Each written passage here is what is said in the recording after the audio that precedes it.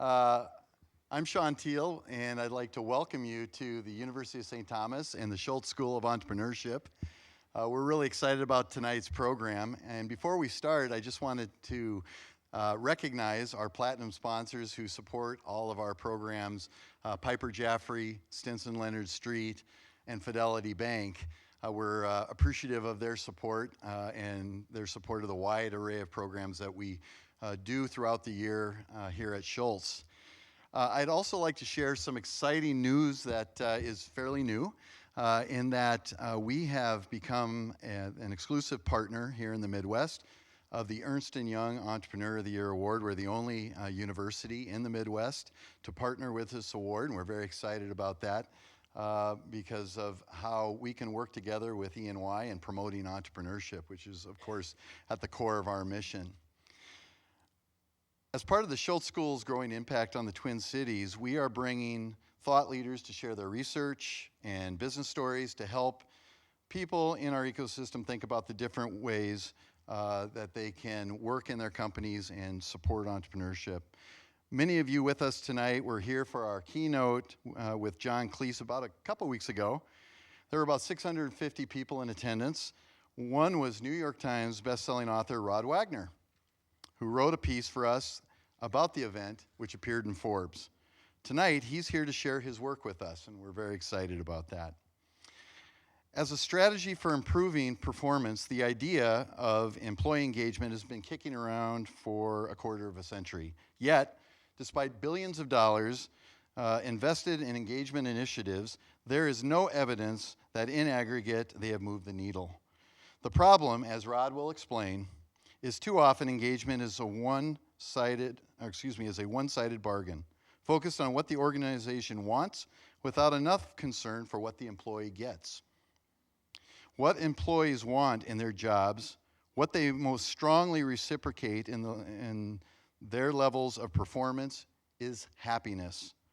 Over the past 4 years, Rodd Wagner's team of researchers has been fielding global proprietary research on factors that best strengthen the psychological contract between people and the enterprises where they work. The research forms the core of Wagner's latest book, Widgets. And after tonight, we have books outside where Rodd will be signing the book. And so please stick around after for that. The 12 new rules for managing your employees as if they're real people. Tonight, he will discuss both the discoveries and the practical implications of aspects such as individualization, fearlessness, coolness, transparency, meaning, recognition, collaboration, and extreme accomplishments. And afterwards, as I said, we'll have the book for Rodd to sign. At this time, please welcome Rodd Wagner. Thank you. Thank you.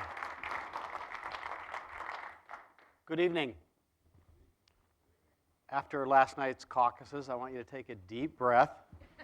You won't be voting on anything, and you don't have to worry about someone trying to grab the microphone, as happened in our caucus meeting or Robert's Rules of Orders. We'll just take a deep breath and forget everything for a minute, okay? Forget about profitability. Forget about sales. Forget the deadline that's breathing down your neck, the client with an emergency request,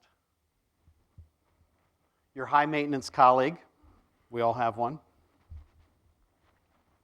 the demands of the new project, and the hundreds of other urgencies that clutter your mind. Forget it all for a moment and ask yourself one simple question.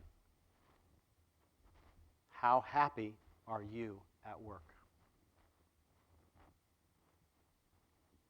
Now, if the answer to that question is sufficiently positive, then everything else is worth it. Then the pressure that you feel, your high-maintenance colleague, the demands of the deadlines of the new project, all those things are worth it because they're ultimately driving towards making you happy. But if the answer is negative, then it really doesn't matter. The rest of those victories or successes really don't matter. The project that comes in on time, the sales that you make, the profitability, none of them are ultimately making you happy. And so, what's the purpose of it all? Now, this idea of happiness as an end unto itself is not exactly new. This shouldn't be breaking news. Hey, call the newspapers. It's been around for an awful long time. Aristotle said, happiness we choose always for its own sake and never with a view of anything further. Whereas honor, pleasure, intellect, in fact, every excellence we choose for their own sakes, it is true, but we choose them with a view to happiness. In other words, they're a means to an end, conceiving that through their instrumentality we shall be happy. But no man chooses happiness with a view to them, nor in fact with a view to any other thing whatsoever. So this is a very old idea, that if it doesn't make you happy, then why do it? And if it does make you happy, then do it. This idea is very powerful, and in fact, it is enshrined in the United States in one of our founding documents, the Declaration of Independence. Jefferson wrote, and the founders ratified, this idea of life, liberty, and the pursuit of happiness. And very much along those Aristotelian lines said, this was self-evident. You didn't have to give any evidence that happiness would be important. Everyone gets it. Being happy is good. And or at least being able to pursue happiness is good. And this continues on. It's like I said, a very, very powerful idea, and it tends to get commercialized, and we see it in other areas, but in some of the places where it's commercialized, we react to it very fondly. Isn't it interesting that, as far as I'm aware, no one's ever written a song about being engaged at work? But we like songs about being happy, right? And imagine if Jefferson were to have seen this, right? This is where your pursuit of happiness went, to these little orange creatures and this song. But we like it, and you know the sound of that song in your head, and it resonates. And that's a good thing. Is there anything wrong with that? No, not at all.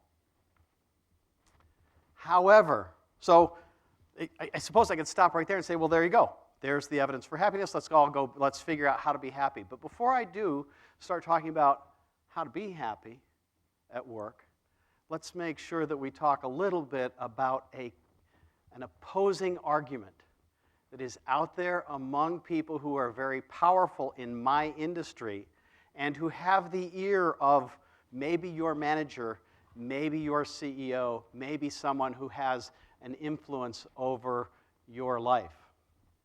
There is this other idea that also runs through American culture, the Protestant work ethic. These are your grandparents, right? Stern people, or your great-great-grandparents.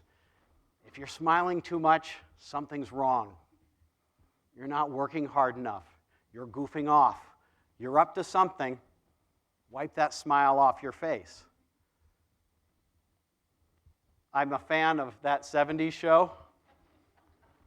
My dad wasn't really Red Foreman, but some of the things that Red Foreman says, my dad said, including, my dad said something close to this: work is work. If it wasn't work, they wouldn't call it work.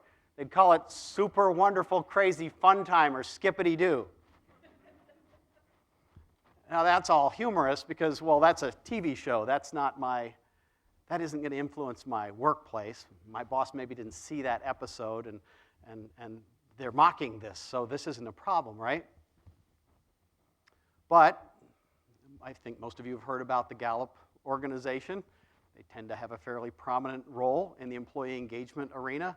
Published First Break All the Rules in 1999, one of the original bestsellers around employee engagement. And their CEO gave an interview to a gentleman named Mark Crowley at Fast Company, where he said, "Now this being happy thing, that's wrong." And even said,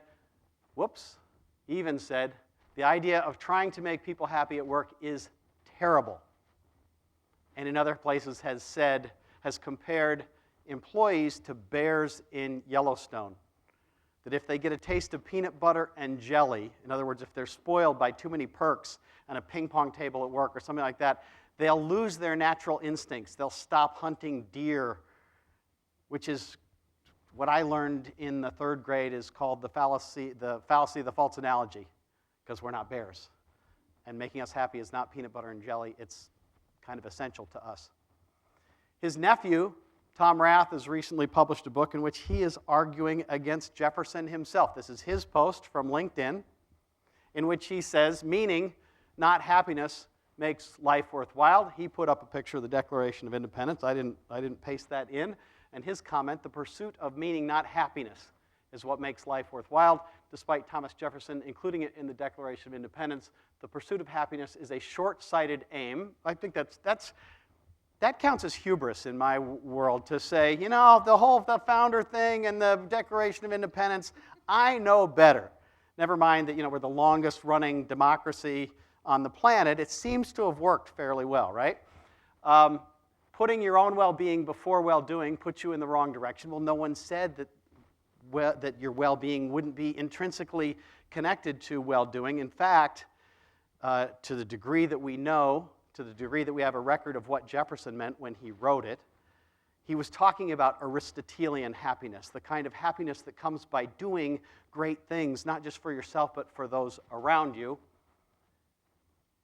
And this just appeared in HBR, February 15th. Jim Whitehurst is the CEO of Red Hat, and he is talking about how to make a passionate company.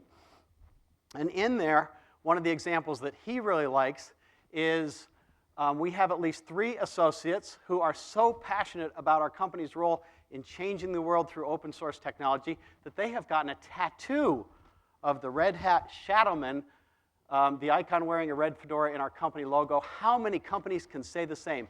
That's a level of permanence. It is permanent. That stuff doesn't come out. And sense of mission that no economist could ever have predicted with a chart. Wow, that's great if you can get your employees to tattoo themselves. And wouldn't it be ironic if that happened just before the layoffs, right? I mean, really, is anything that permanent?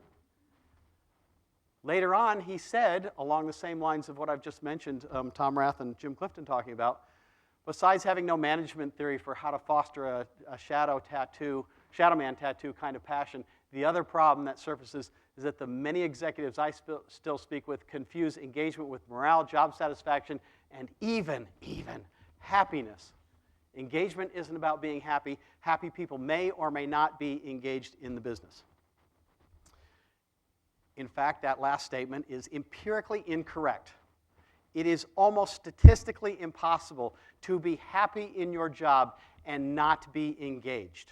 I'll give you some evidence of that here in a little while. But we've been testing that specifically because it's now an issue. So I don't want you to take lightly this idea that, oh, yeah, happiness is okay, and we can all agree on this because there are people out there who would say that happiness is purely hedonic, that you just want to goof off, that you want to go fishing, that you don't want to do worthwhile work, and that it is hugely distracting to getting the work done, although it's good if you get a tattoo. So let me back up a little bit and talk about the social contract between an employee and an employer. And to do that, we need to start with the core of human nature. The old idea of human nature in the economic textbooks was homo economicus, the economic man, economic woman, who did, and this is what I was taught in graduate school quite a while ago, that people make their decisions to maximize their utility, whatever the heck that means. And I was even taught huge formulas as to how people would make these big trade-offs based on the price of the item and how much utility they would get. And it was a calculator. No one thinks that way. We're emotional creatures. Now that this field has been influenced by behavioral economics, as psychology has merged with economics, the Latin term that's used is homo reciprocans, the reciprocating human. That we are, at our core, we do things for those who look out for us, and we are vigilant against those who would do something against us, and in the middle, those who would neglect us, we feel just fine neglecting them. In the employee engagement field, that has meant that, in the employee engagement field, well, I'll get to that in just a second. Let me give a couple illustrations. Most people are not cognizant of just how intense this reciprocation is within them until you kind of keep score on yourself and watch how you treat people based on what they do to you, for you, around you.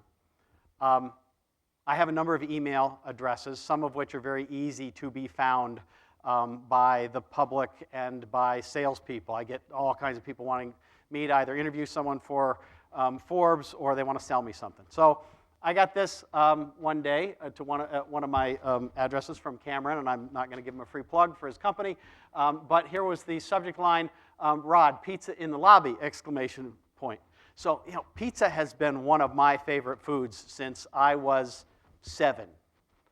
And so if you say the word pizza around me, it creates a mental image, which is pizza in the lobby.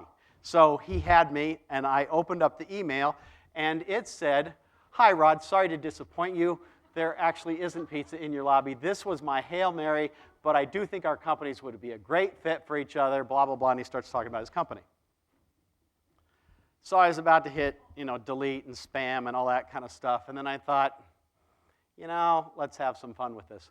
So I sent him a note, "Cameron, would love to know more. Please send me some details." By the way, no prospective customer ever says it like this, but I knew this would be bait, right, to a salesperson. And in fact, he sent me an email that said, "Hey, Rodd, yeah, here, I've attached some more information." He didn't. He was so excited that someone that fell for the Hail Mary, the pizza in the lobby, that he forgot to send the attachments. He sent this email and then later sent the attachments and also said, "When would be a convenient time to chat? Looking forward to hearing from you, Rodd." And so I replied, "I'll meet you in an hour in the lobby by the pizza."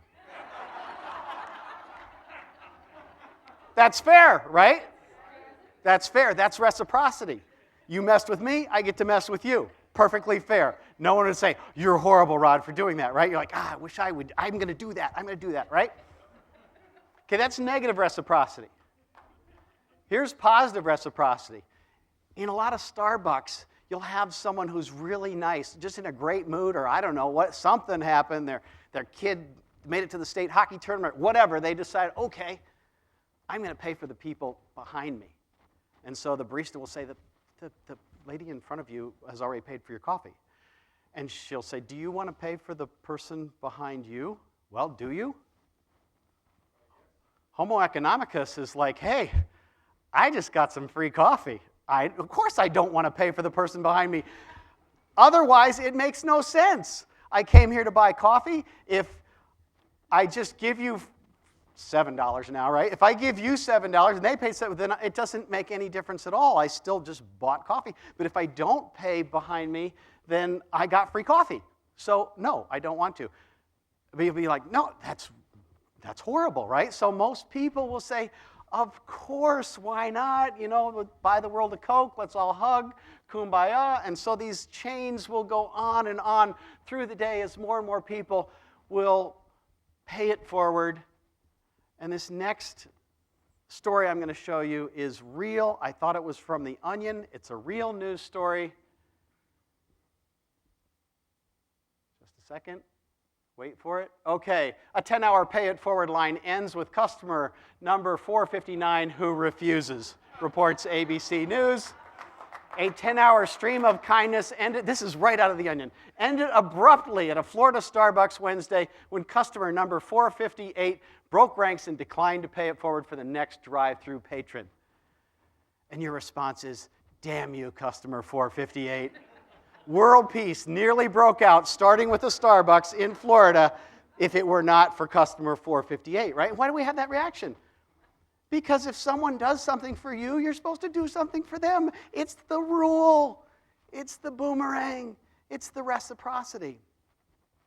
Well, this reciprocity is powerful at work as well. And when my team and I originally went into the research, we were looking at it through a largely traditional employee engagement lens, but trying to simplify things.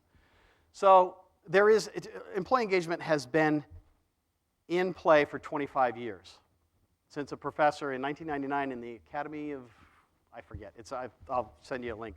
I'll show you a link where you can get to it. Academy of Management Journal or something like that. Professor named Kahn first used the term. Quarter of a century, there is no broadly accepted definition of employee engagement. So we decided in our practice we would just simplify it. And this is the way we discuss it with our clients. This is the way we discuss it in print and what have you, just to kind of make it simple. Because some of this stuff, I've got some academic friends who have these long definitions that it just wouldn't, it's not usable. I can't go to a CEO and say, well, here's what we're doing. It's quite simply this. And all definitions and all research on it fits this because it's a very broad definition. That employee engagement is the intensity in an individual's work that occurs because of the investment that the company makes in that employee's experience. A company gets to define what's on the right side. We need you to show up at 7 a.m. We need you to work Christmas Eve day because we're a retailer. We need you to wear a hard hat and boots because this is an industrial environment. All those things that start with the job description and then go into all the things they'd like you to do that's above and beyond, the discretionary effort, a great employee who is really engaged would do all these kinds of things, right? So a company gets to define the right side. A company does not get to define the left side.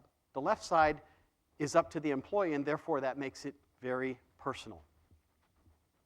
When we analyze to understand, and I'll show you the data here after I expose you to the ingredients, when we analyzed to find out what was most powerful for creating that kind of intensity. So at this time, to begin with, we weren't looking at happiness.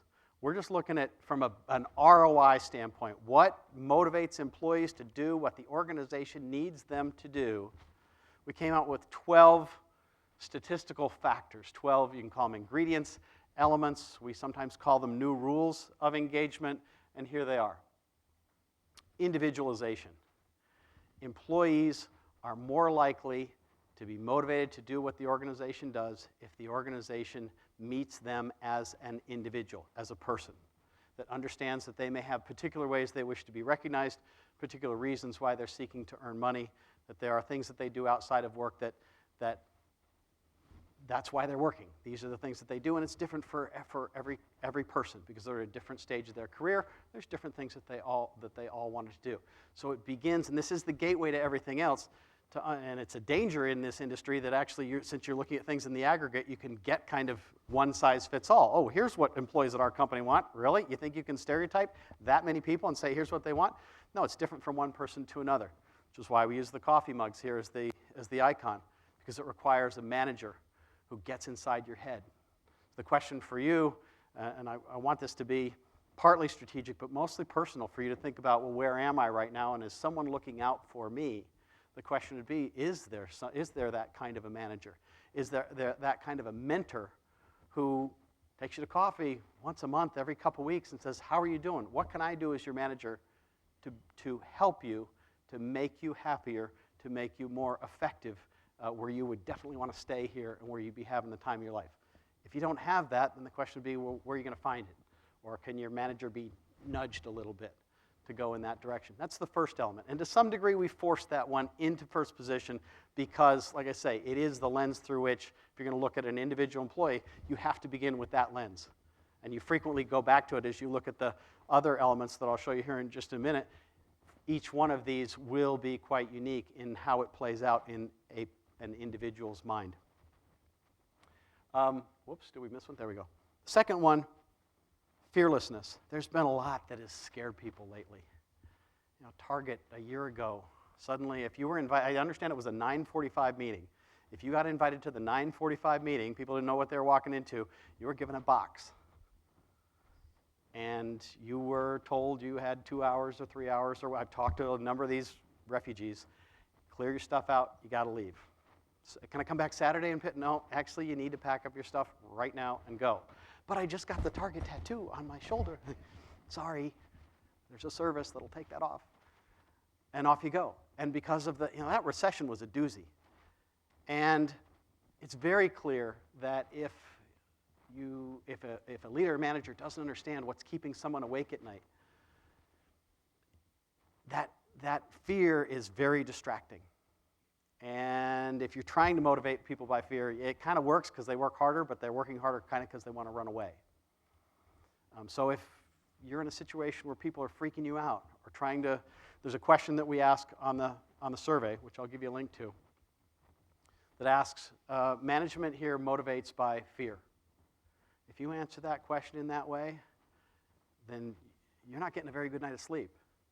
And you may be doing some of the right things for the wrong reasons because you are very much afraid. It's a primal instinct.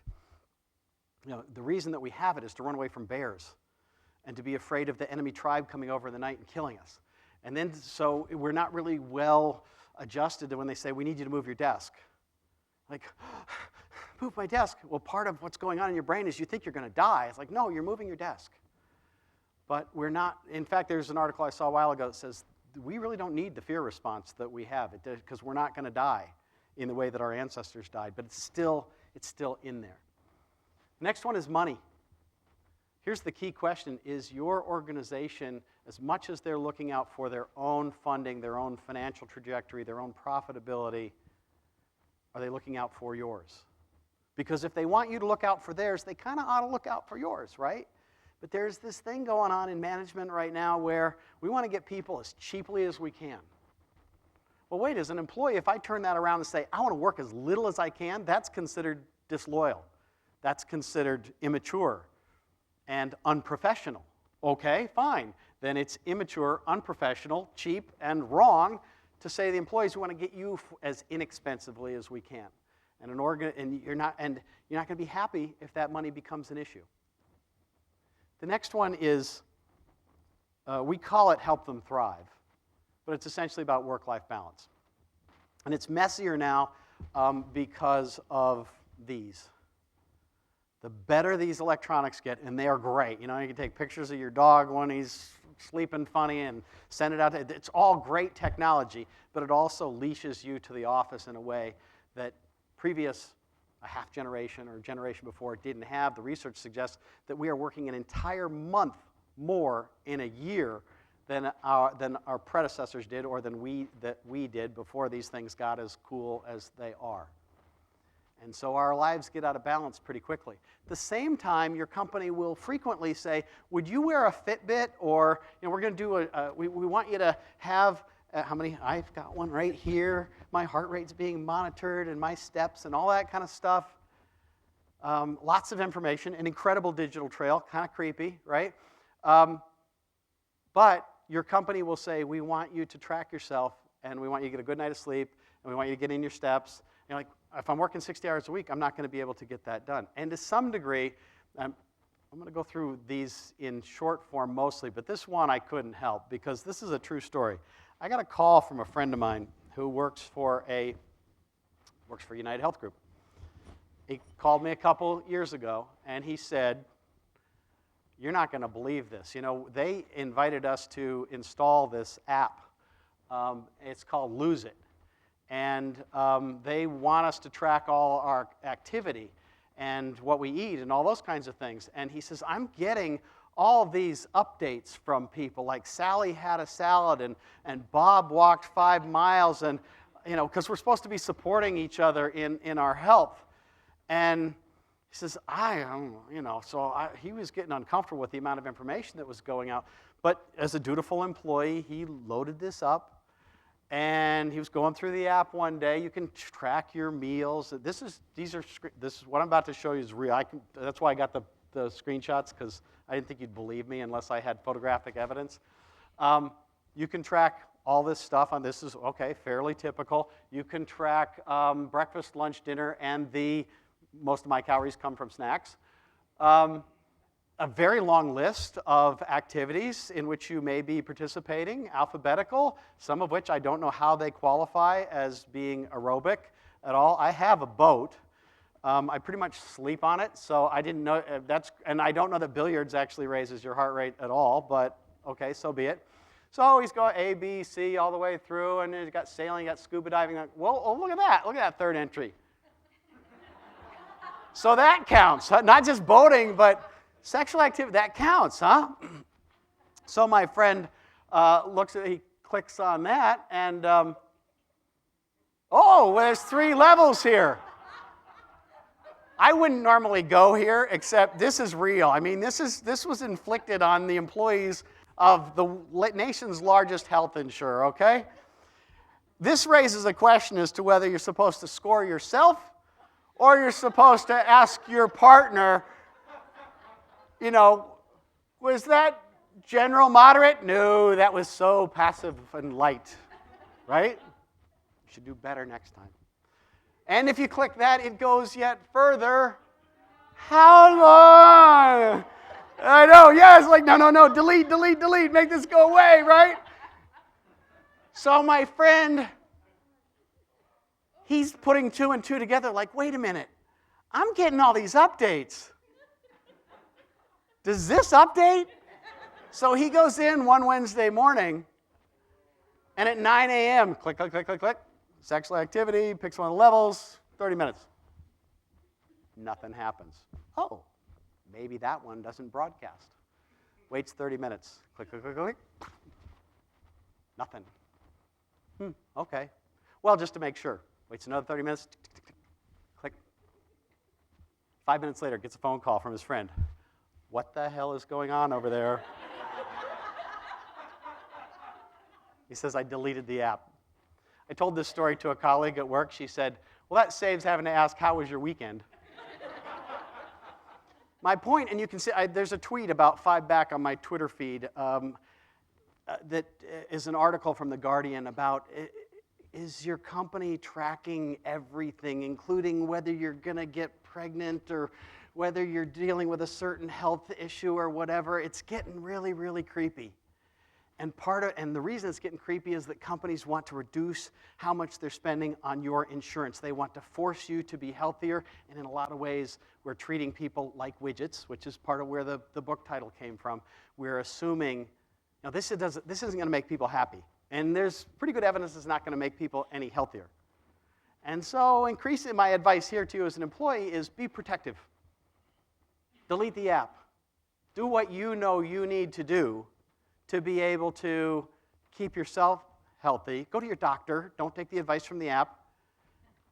Get yourself healthy and pay, I'd have to say, pay the penalty to have your privacy, because it's going to get messier. There's a whole field called predictive analytics.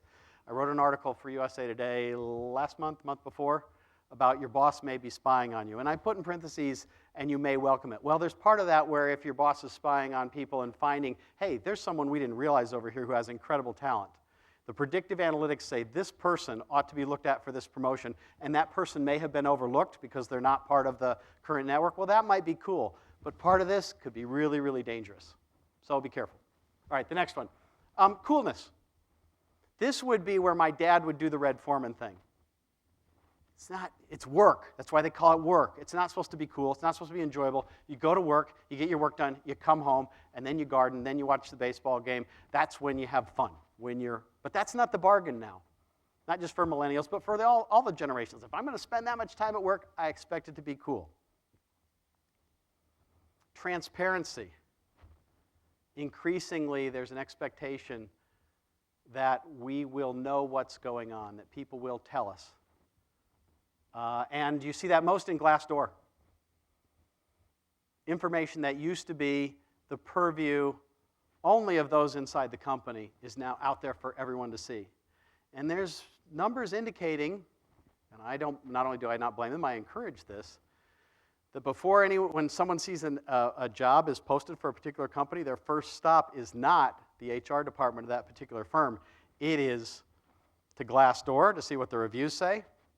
I wrote a column in Forbes where I talked about how best to use that. It's not empirical, it's not statistically represented, but you won't get the answers, but you will get the right questions to ask from what people have said positively and negatively about that company.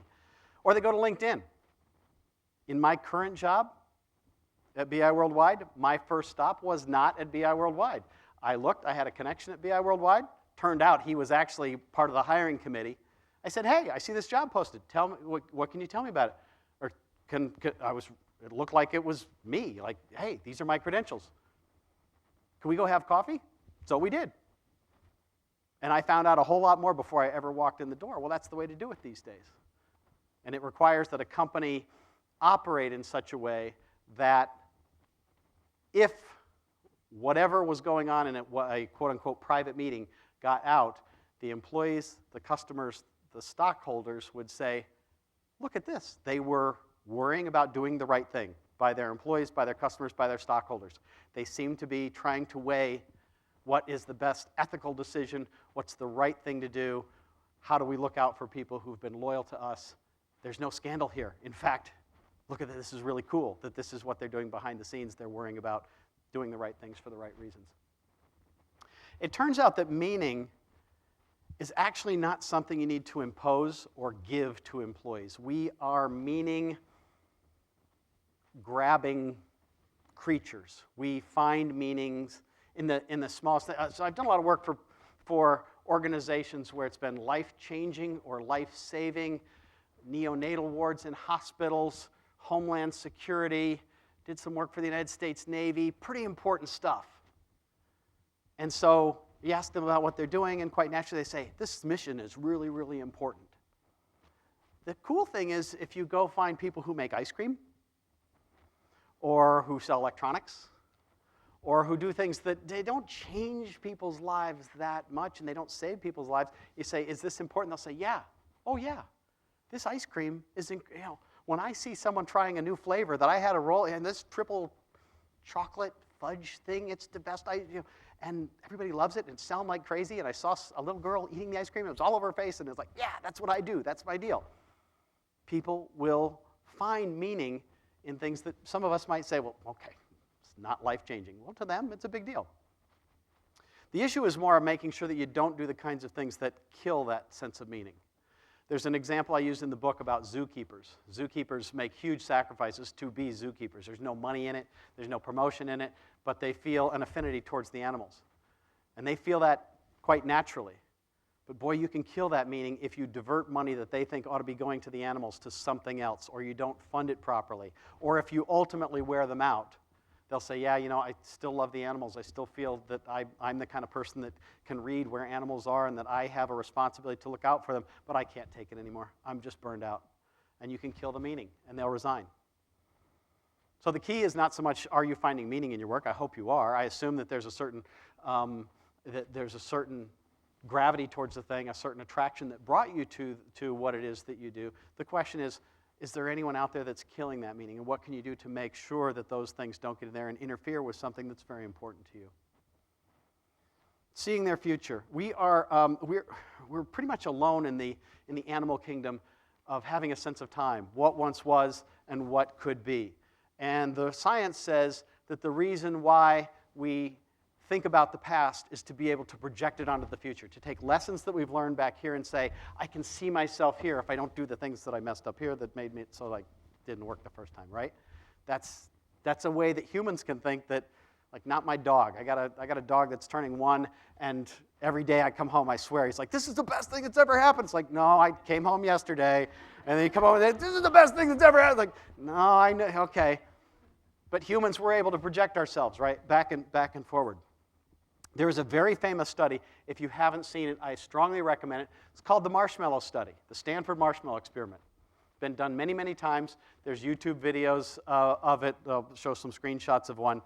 They take a toddler. They put him or her in a room. They give him or her a marshmallow. It's sometimes done with another treat. They ask him, what's your favorite treat, or something like that. And they say, they give him a choice. They don't tell him he has to wait. They say, if you will wait, sometimes 10 minutes, sometimes it's 15 minutes, I will bring you another one, and you can have that.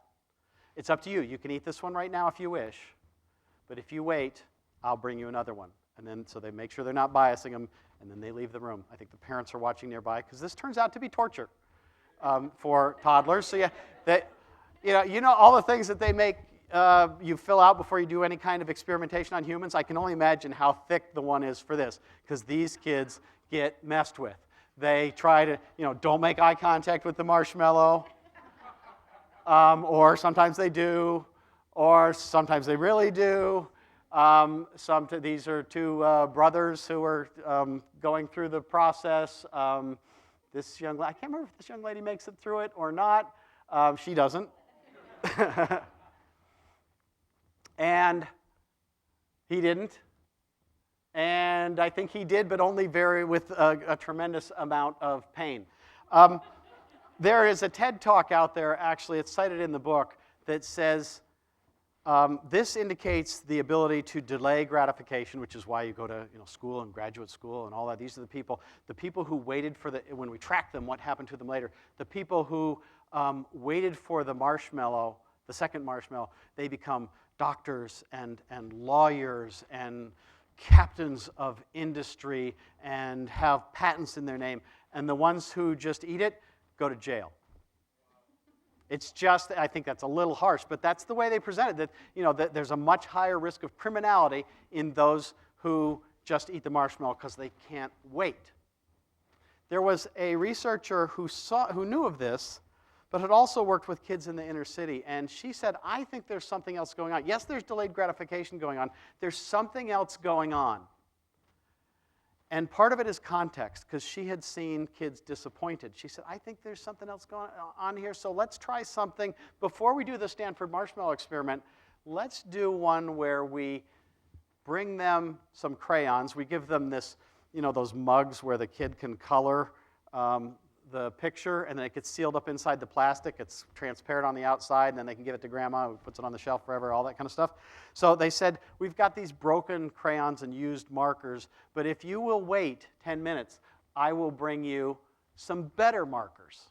I'll bring you, there's the mug over there on the left. If you wait, I will bring you brand new crayons. It turns out every single kid in the experiment waited for the brand new crayon, so maybe that's more compelling than the marshmallow. And half of the kids, the promise was fulfilled. They waited the 10 minutes, and they brought him or her the better markers, the better crayons. The other half, they said, you know what? I was wrong. It turns out that we actually don't have the better markers and crayons, which causes this reaction. The poor little guy, right? You lied to me.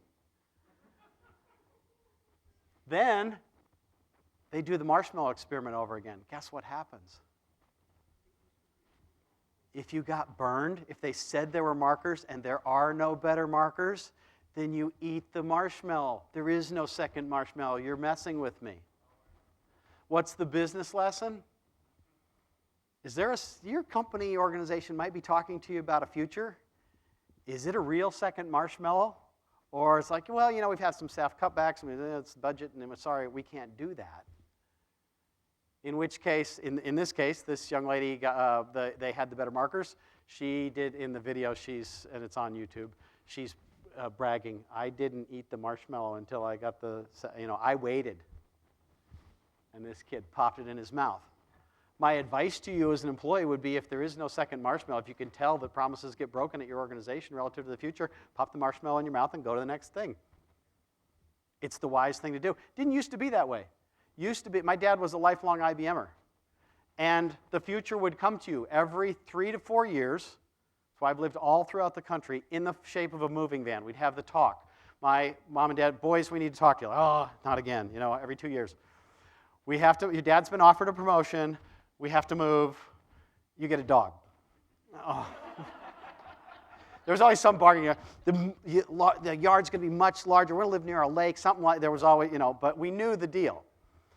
But the idea in IBM at that time was, stay here, be loyal, work hard.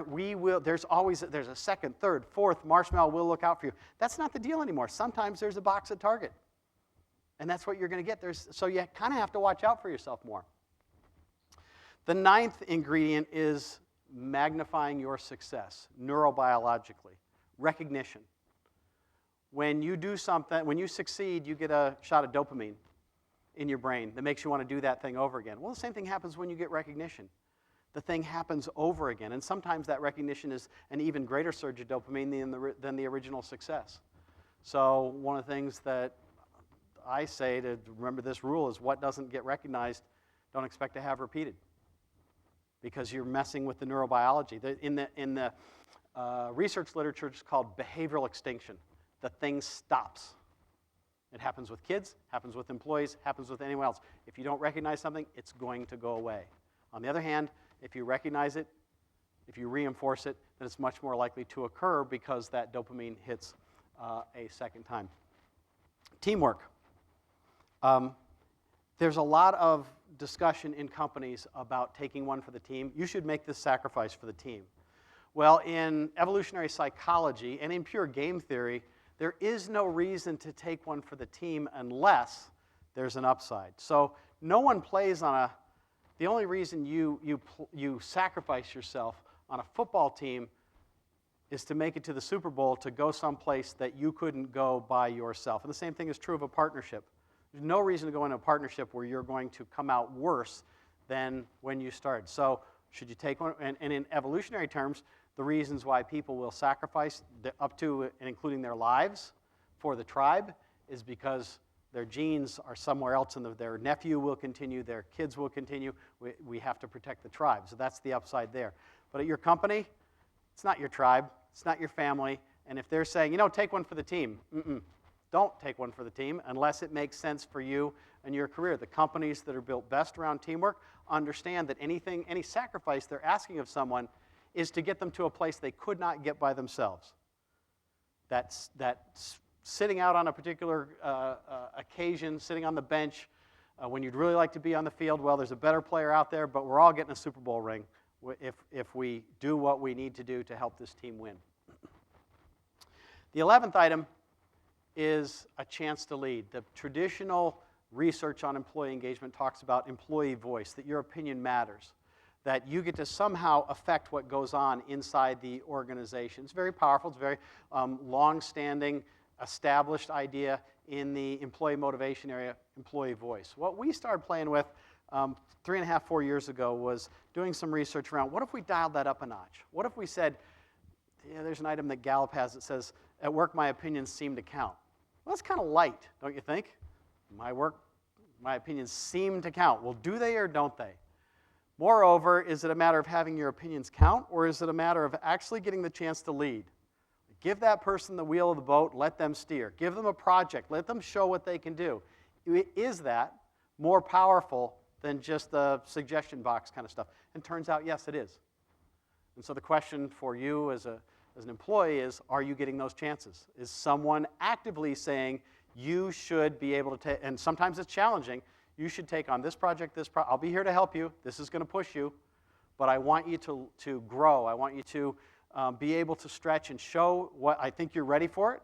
I think you can do it. I'm here to help, but let's see if we can take you to the next level. Far more powerful than just the idea of saying, I have an opinion about this, I hope you'll listen to it.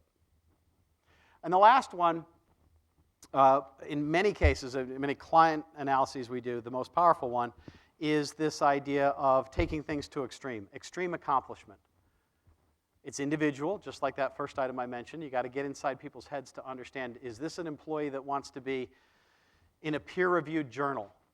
Is this someone who wants to break the sales record for the store? Is this someone who wants to win a trip to Hawaii because of their sales volume? Is this someone who wants to publish a book, or someone who wants to join the SWAT team? If you're a police officer, that individual gets to be on SWAT and get those certifications, and that's a lot tougher than the regular beat, covering a beat. What is it that person would value as an accomplishment? And to the degree that if you're a leader or manager, you sit down with people and say, where do you want to be in? Let's push it here. Where do if we optimized everything, where would you want to be in 5 years? And as an employee, you say, where do I want to be? Whether you do or do not have a manager who's looking out for you, it's a very powerful thing. And as an employee, it's something you owe yourself. Instead of saying, I've got a service anniversary pin. Gee, has it really been 5 years? I had hoped I would have accomplished more in the last 5 years. Let me show you. We ask 36 questions around the items that I just mentioned here.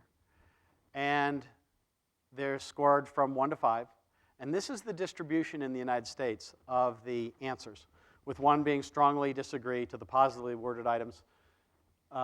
Disagree, 3 is neutral, 4 is agree, 5 is strongly agree. This is the distribution. One of the things you'll notice is that it's skewed towards the positive. There's a lot of consultancies out there that will say there's an employee engagement crisis. Well, no, there isn't. They'll say, only 30% of people are engaged, and the other 70% hate their jobs. Well, no. You could argue that only that 30% that is east of 4 are those who love their jobs, but all these people here in the middle, they like their jobs. If you were to sit down and have coffee with them, say, how do you like it? Oh, I like my job. Yeah. Don't love it, but, I like it.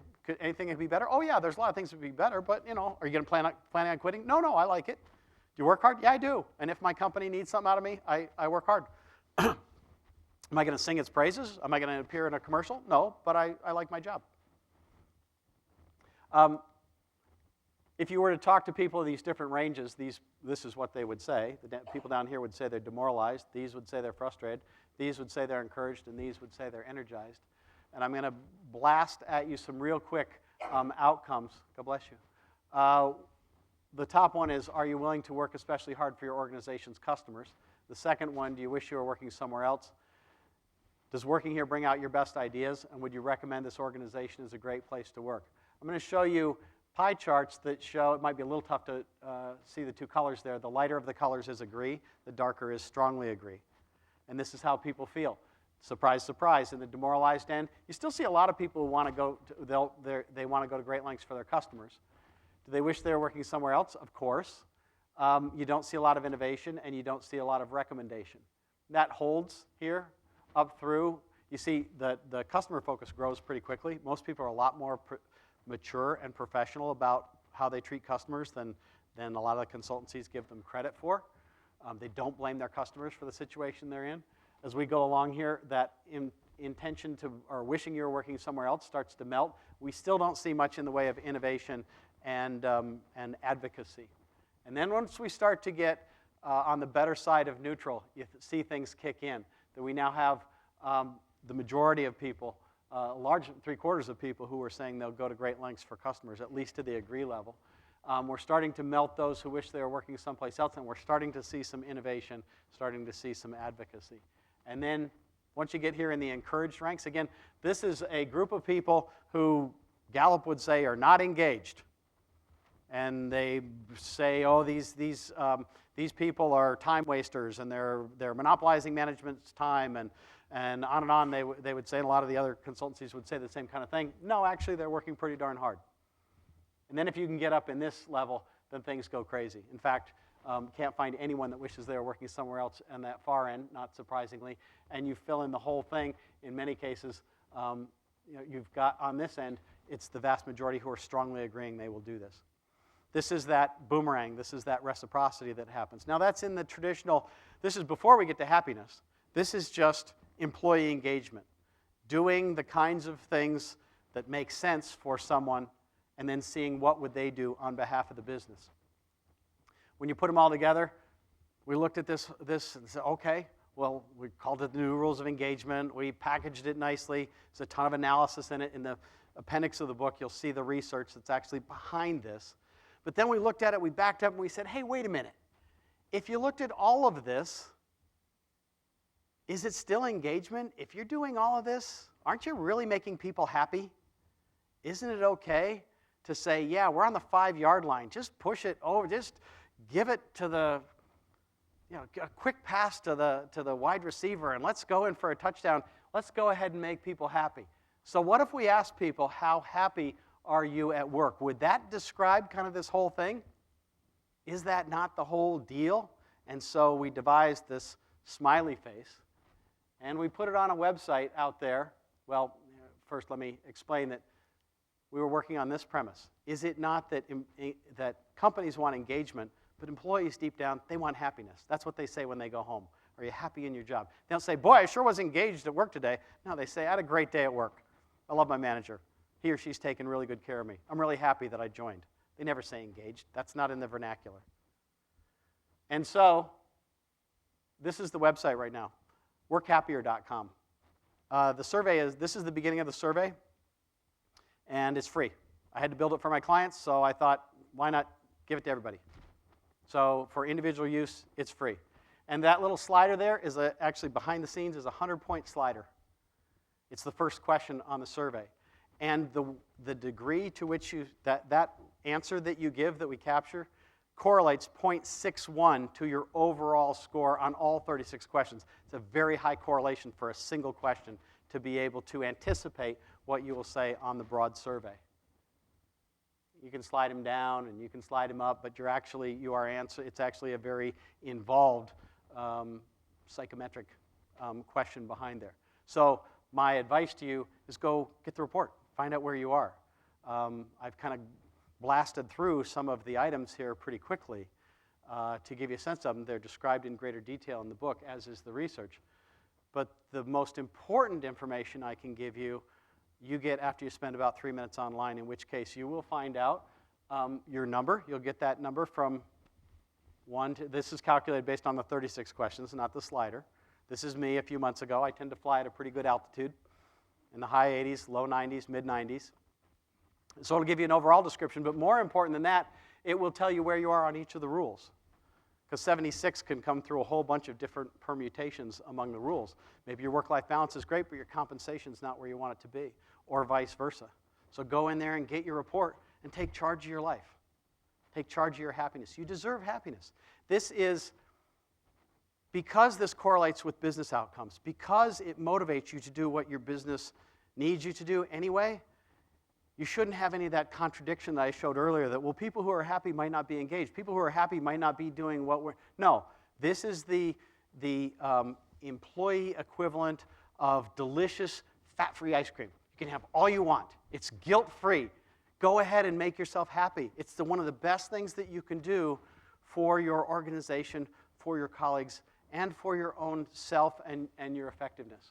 So please, please, please go on. That's my sales pitch. I'm good at selling free. My sales pitch is please go on, take the survey, and talk to your closest friends, your relatives, about your life and how you can make yourself happier. And if you go to Widgets the book, Work Happier, it links to the blog, or if you go just to Widgets the blog, just in the last couple days I've actually created, there's a bunch of articles that are out there. No one knew where they all were except for me. I put an index in there, and just go to that one, and there's articles that actually describe the research that go into greater detail, that have more of the math, that have more of the citations that prove the points that I have talked about. And if you'd like to reach me, I'm at BI Worldwide. There's my, if you're on Twitter, please, when real humans follow me, I follow them back, and that's the web address for the survey.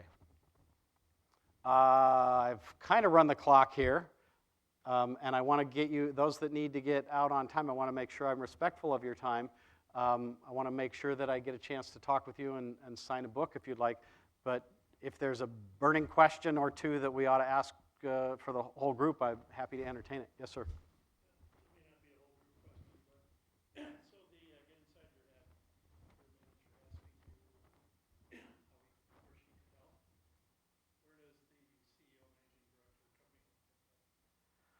Hopefully he has board members who are mentoring and look in the best places where I've advised. There are board members who, Marissa Mayer right now could use 1 or 2 of those. But yeah, there should be, or you may have a fellow CEO. I know a lot of these CEOs go off to these conferences where only they're invited. You would hope you'd have someone that was there, a CEO emeritus or something like that.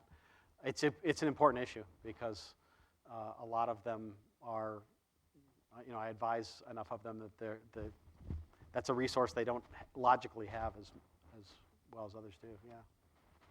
Yes, sir.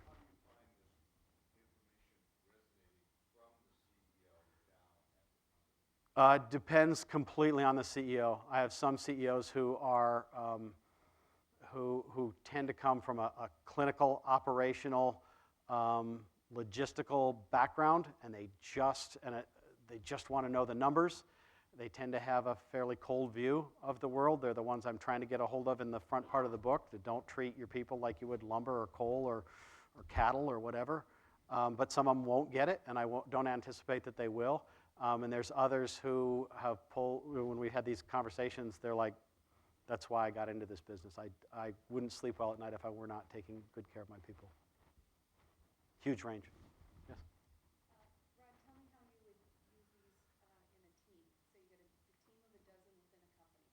How could you take the assessment team, you group the results as a team?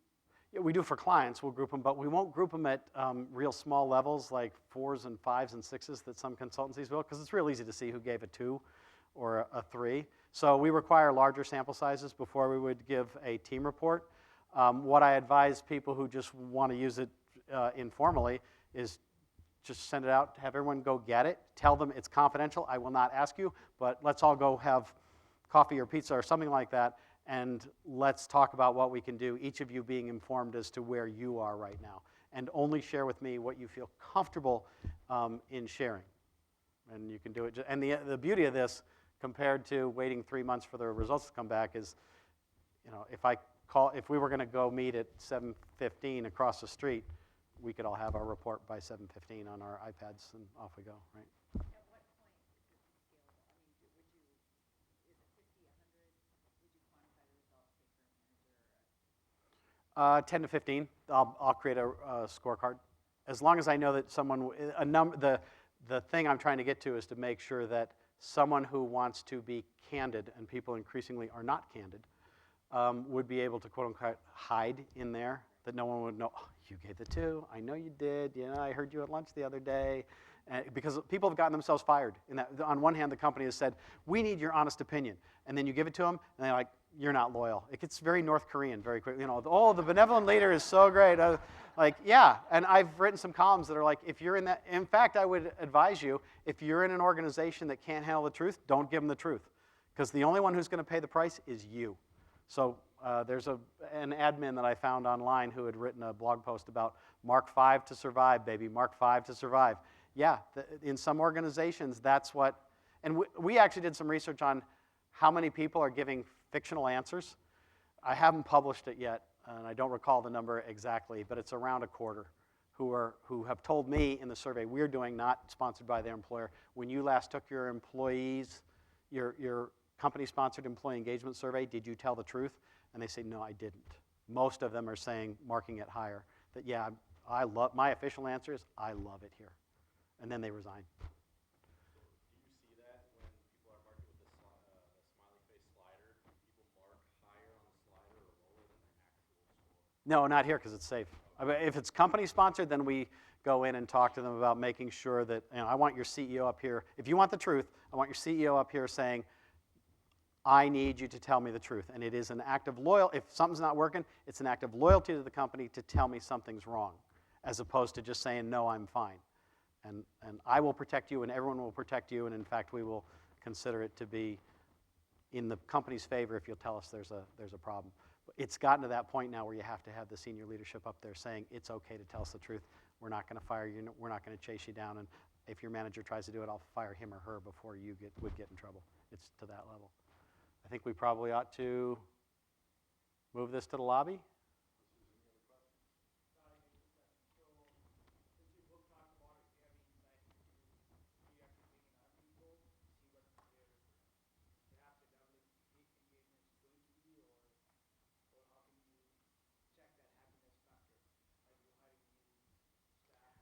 The book doesn't talk about that per se. There is a story from it talks about a study at YPro where they split it into 2 groups, the incoming class for a call center, and half of them, they focused on the company. This is a great company. Tell me what you like about this company. They gave them 2 free fleeces to wear that had the YPro name on it. The other group, they said, tell us about you. Tell us about your abilities. Tell us about what you want to accomplish here. They gave them free fleeces that had their name on it. This group had 21% lower turnover 6 months later. So the best advice going in is make it about them. And sometimes people say, oh, that's a millennial thing. No, it's not. That's a person thing. We all want to have, None of us wants to be a widget. We want to be known for who we are authentically, and for the company to say, you know what, there's some things you uniquely do, and let's see if we can build the job around you and make sure that this job fits the trajectory that works for you best. It's one of the most powerful things you can do in the onboarding, and like I say in the book, there's some research that says, yeah, you can, I mean, that's the kind of research you can take to your CEO and say, if we're doing this, we can expect to keep people longer. All right. Thank you, Rodd. Thank you, everyone. Great job. Thank you so much.